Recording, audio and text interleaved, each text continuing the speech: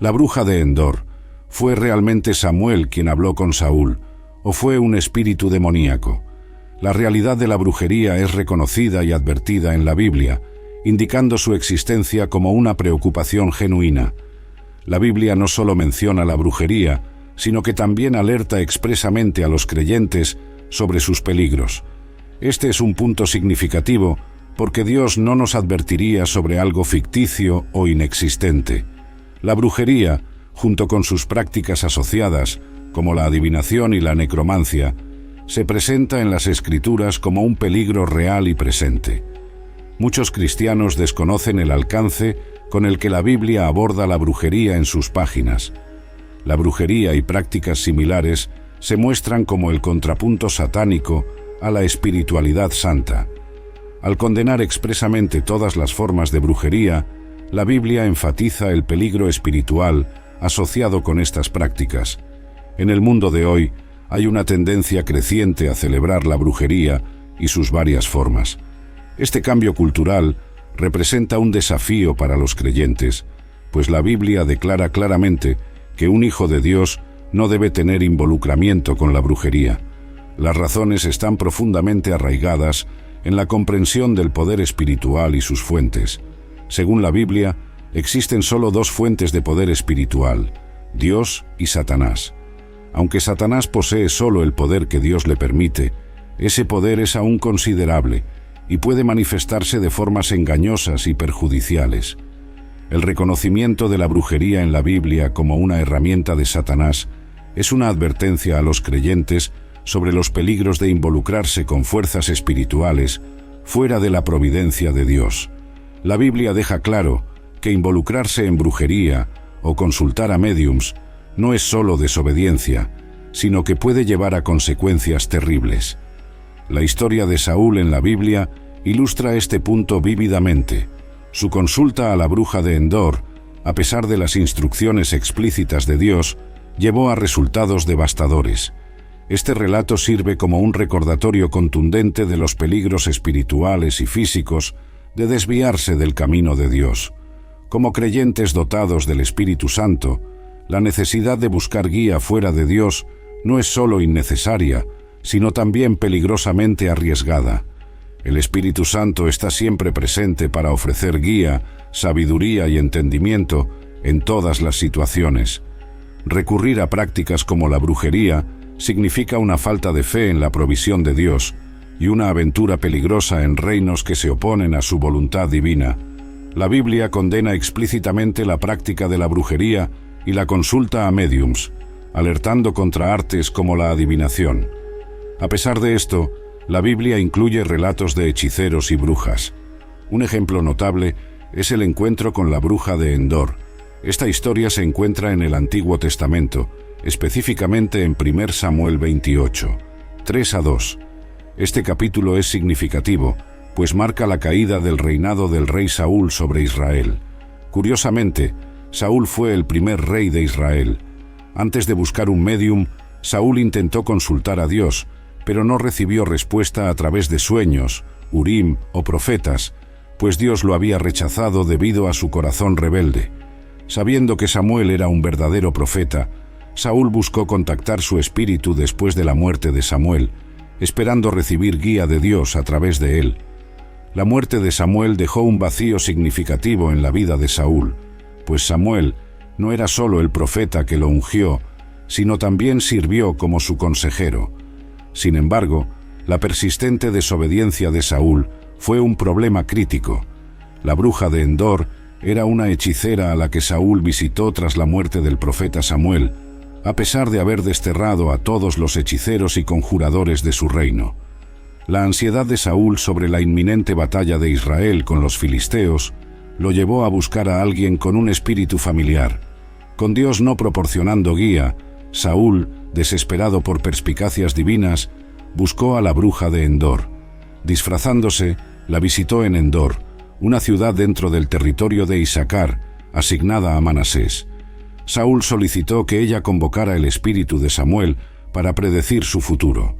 A pesar de inicialmente recordar a Saúl la ley contra sus prácticas, ella accedió a ayudar después de que Saúl jurara por el Señor que ella no sería castigada por este acto. Lo que la bruja de Endor conjuró fue extraño e inusual. Ella lo describió como un espíritu, un ser divino.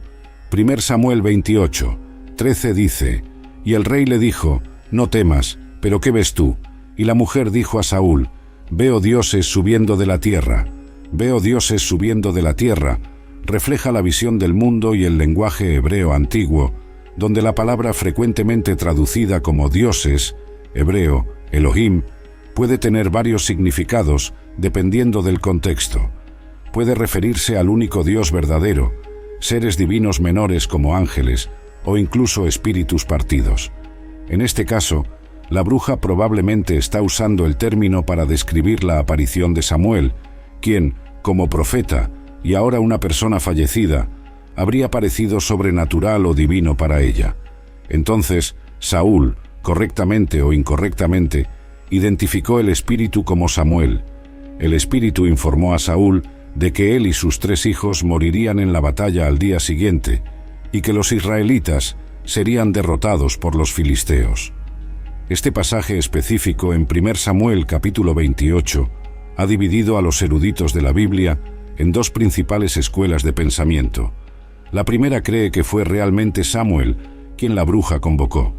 La segunda sostiene que la figura no era Samuel, sino un espíritu maligno haciéndose pasar por el profeta Samuel.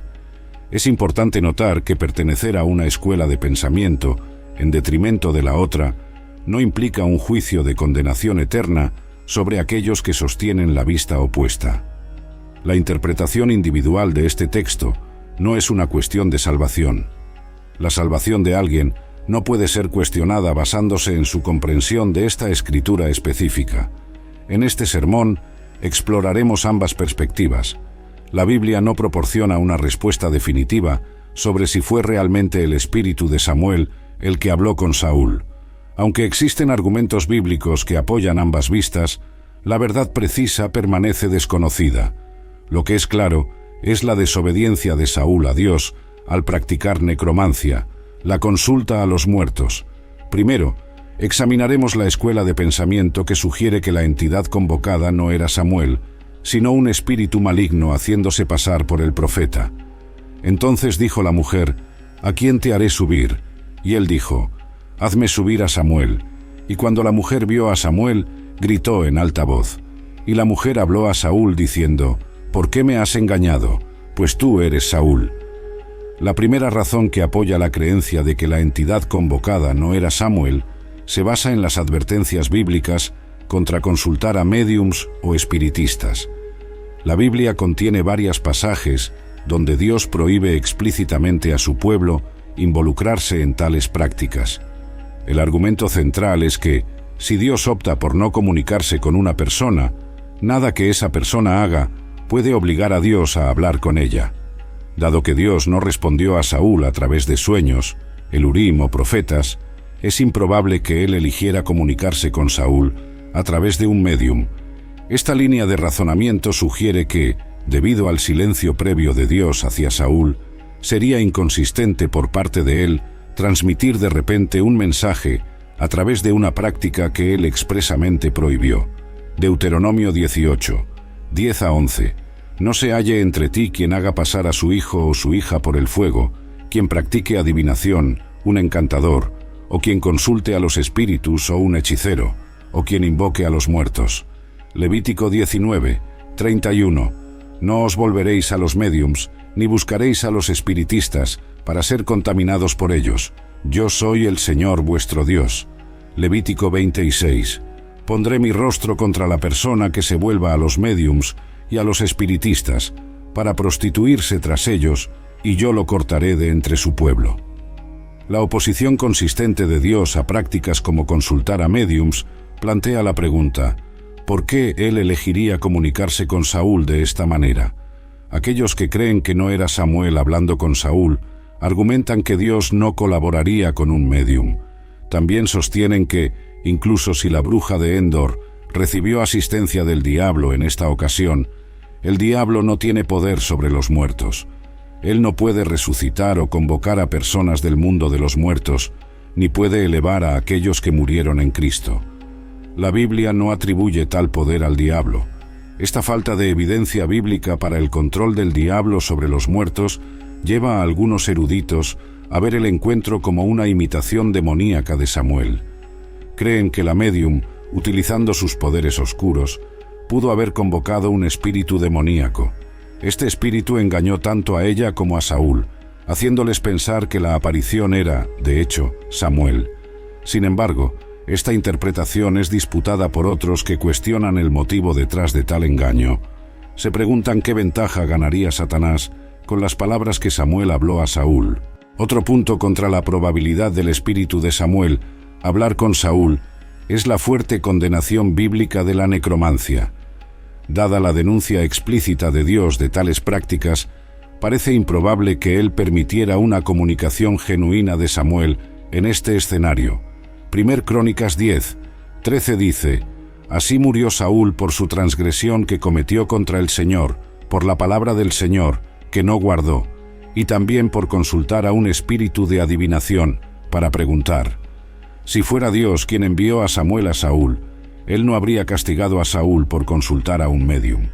Por lo tanto, lo que Saúl presenció puede no haber sido el verdadero espíritu de Samuel. Además, el lugar donde Saúl visitó la morada de un médium parece un escenario improbable para un milagro orquestado por Dios. Además, aquellos que argumentan que no era Samuel hablando con Saúl señalan que la profecía dada era técnicamente falsa.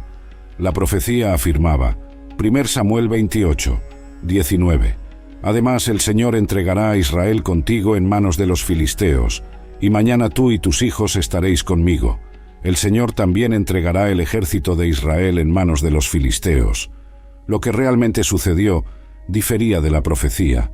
Los filisteos persiguieron a Saúl y sus hijos, acabando por matar a Jonatán, Abinadab y Malquisúa. La batalla se intensificó alrededor de Saúl, y aunque arqueros lo hirieron críticamente, no lo mataron. En cambio, Saúl se quitó la vida. Por lo tanto, dado que la profecía no se cumplió exactamente como se declaró, se considera falsa y no proveniente de Samuel, quien era conocido como un verdadero profeta de Dios.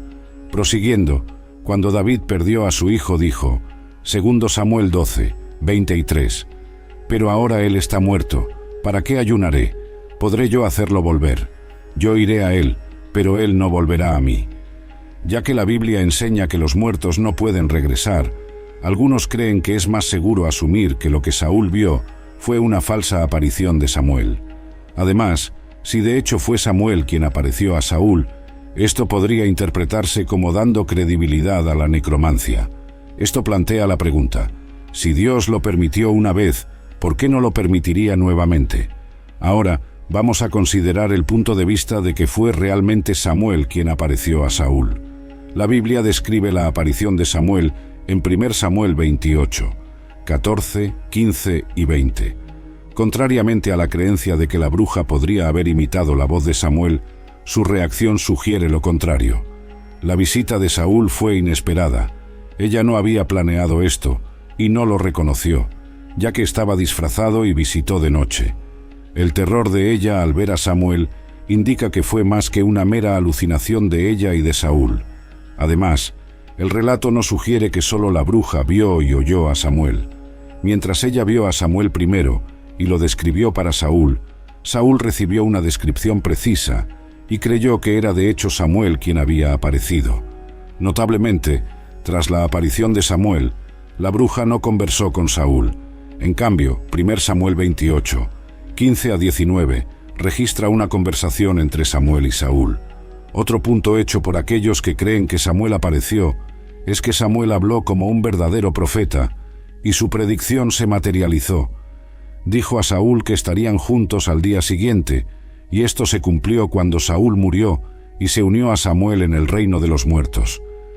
A pesar de argumentos de que Saúl no fue matado por los filisteos, se cree que él tomó su propia vida mientras moría de heridas infligidas por ellos.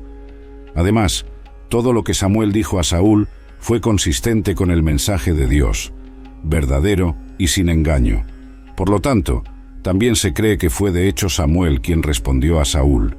La énfasis aquí no es solo en el mensaje, sino en la identidad de la persona que apareció, y no hay registro de Saúl descreyendo en lo que vio. Los eruditos de la Biblia están divididos sobre el tema de si fue el espíritu de Samuel el que respondió a Saúl. Independientemente de la identidad del espíritu, está claro que Dios no respalda la consulta a médiums. Independientemente de la escuela de interpretación a la que pertenezcas, una cosa es cierta: la brujería es real y forma parte de nuestro mundo hoy, y los cristianos no deben tener nada que ver con ella. Ahora, lo que necesito que entiendas es que vivimos en una época en la que la brujería se ha vuelto mainstream y ha ganado más aceptación en la sociedad. Necesitas estar consciente del día y la época en los que estás viviendo y entender el panorama cambiante. Estaba viendo un documental sobre una exbruja que ahora es una creyente renacida, y ella estaba explicando el aumento de programas de TV y películas sobre brujería y el lado oscuro. Reveló algo que me impactó profundamente. Compartió que muchos de los programas de TV que se centran en este tema contratan a brujas reales para crear hechizos y maldiciones auténticos para los programas. ¿Escuchaste lo que dije? Compartió que muchos de los programas de TV que se centran en esto contratan a brujas reales para crear hechizos y maldiciones auténticos para asegurar que sean realistas y genuinos.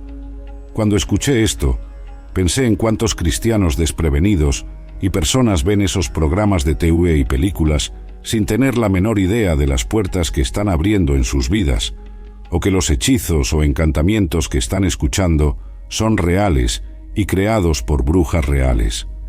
Este escenario resalta la importancia de ejercer discernimiento y sabiduría en las elecciones de entretenimiento que hacemos. La Biblia, nuestra fuente de verdad y orientación, es explícita en cuanto a los peligros de involucrarse o incluso entretenerse con prácticas ocultas. En Deuteronomio 18, 10-12, somos advertidos contra prácticas como la hechicería, adivinación y consulta a los muertos, pues son abominaciones ante el Señor.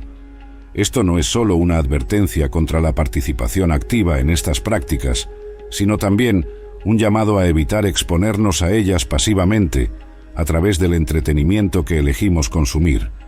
Es crucial reconocer que, al consumir entretenimiento que glorifica el ocultismo, podemos estar, inadvertidamente, abriendo puertas espirituales en nuestras vidas. Estas puertas pueden llevar a influencias negativas y hasta opresiones espirituales. La palabra de Dios nos enseña a proteger nuestros corazones y mentes, pues de ellos manan las fuentes de la vida. Proverbios 4, 23. Esto significa ser cuidadosos en lo que permitimos que entre en nuestra mente y espíritu a través de nuestros ojos y oídos. Además, el apóstol Pablo nos aconseja en Filipenses 4, 8 enfocarnos en lo que es verdadero, noble, justo, puro, amable y de buena fama.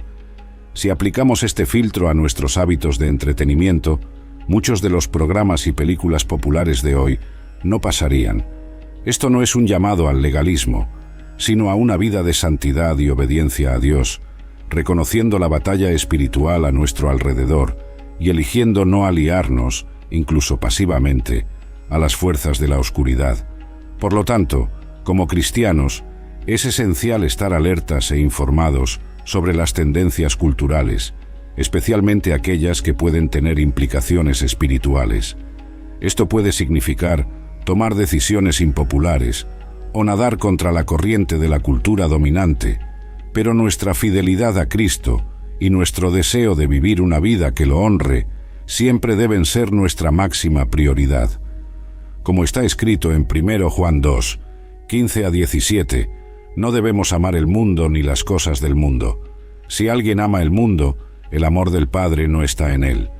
Reconociendo esto, estamos llamados a ser luz en medio de las tinieblas, ofreciendo una alternativa santa al entretenimiento que el mundo ofrece y testificando la verdad de Cristo en todas las áreas de nuestra vida, incluidas nuestras elecciones de entretenimiento. Considera por un momento la magnitud de esta revelación. Las melodías escalofriantes, los hechizos intricados y los encantamientos cautivadores que muchos casualmente tararean o recitan creyendo que son meros elementos ficticios de un programa de TV, tienen raíces en la brujería auténtica. Y mientras puede ser tentador descartar esto como mero entretenimiento, debemos preguntarnos, ¿a qué costo? El título de este sermón es, si escuchas esto en la TV, apaga todos tus dispositivos. Dramático, lo sé, pero es para capturar tu atención y asegurar que comprendas la gravedad del asunto. Hay ciertos programas de TV que los cristianos no deberían ver. Hay películas específicas que los cristianos deberían evitar. Aunque muchos programas de TV y películas son inocentes, mantente alejado del contenido relacionado con el ocultismo. La palabra de Dios es clara al instruirnos a evitar cualquier forma de involucramiento o fascinación por el ocultismo. En Efesios 5, 11, se nos instruye a no tener ninguna participación en las obras infructuosas de las tinieblas, sino más bien reprenderlas. Esto se aplica no solo a nuestras acciones directas, sino también a las influencias indirectas, como aquellas que podemos recibir a través del entretenimiento.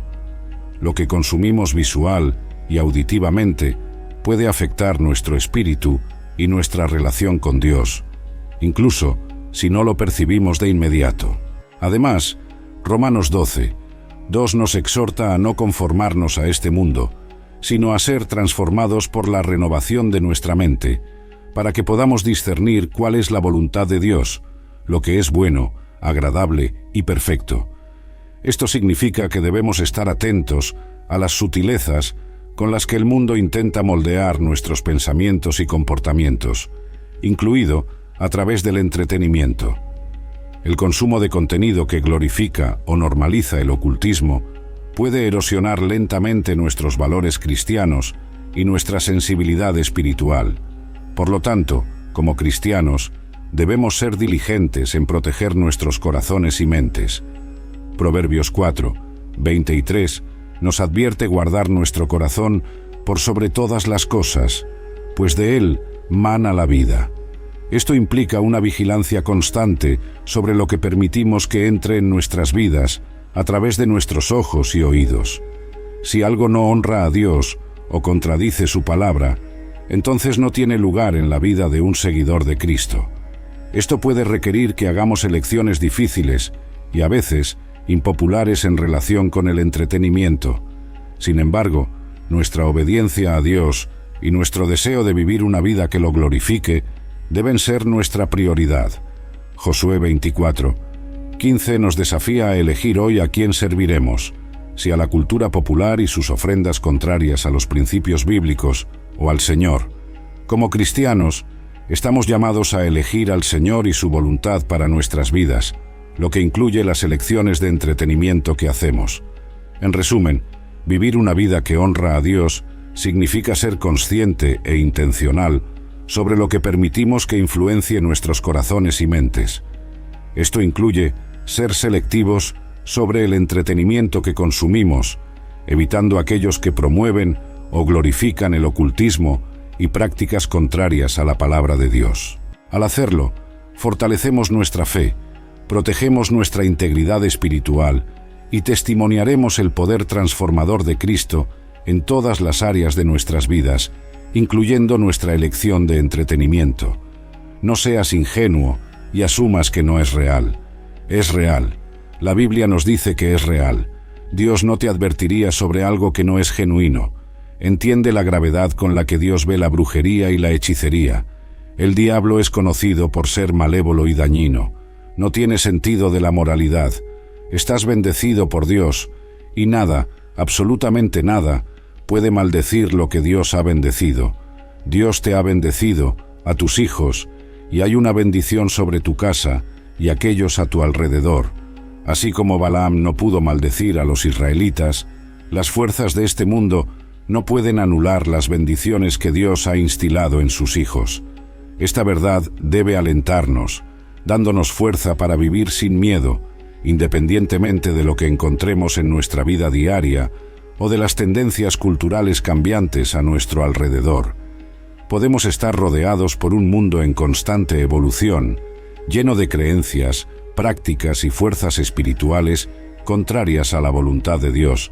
Sin embargo, nuestra fundación permanece inquebrantable porque estamos arraigados en las promesas de Dios. El apóstol Pablo nos recuerda este mismo sentimiento en Romanos 8, 38 y 39, afirmando que nada puede separarnos del amor de Dios, ni la muerte, ni la vida, ángeles, ni demonios. A medida que navegamos por el mundo complejo a nuestro alrededor, que a veces parece cada vez más alejado de los valores cristianos, es crucial recordar nuestro estatus divinamente ordenado. La brujería, en sus numerosas formas, puede presentarse como una fuerza potente, pero su poder palidece en comparación con el Dios que nos ha bendecido. Aunque es vital ser vigilantes y discernir, reconociendo el poder real que ciertas prácticas pueden tener, nuestro enfoque principal debe estar siempre en aquel que tiene la autoridad suprema. Somos sus hijos, asegurados bajo su bendición.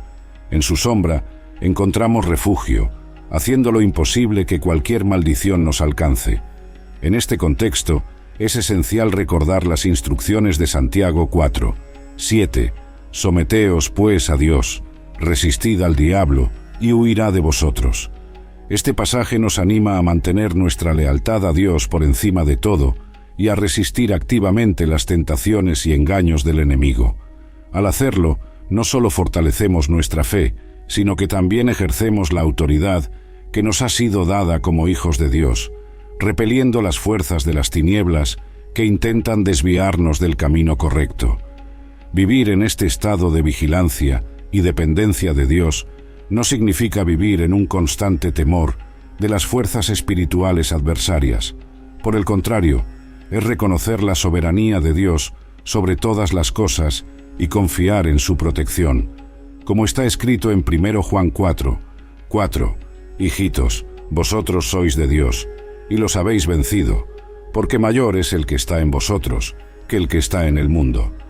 Esta verdad nos asegura que, a pesar de las amenazas espirituales y físicas que puedan surgir, la presencia de Dios en nosotros es más poderosa que cualquier adversario.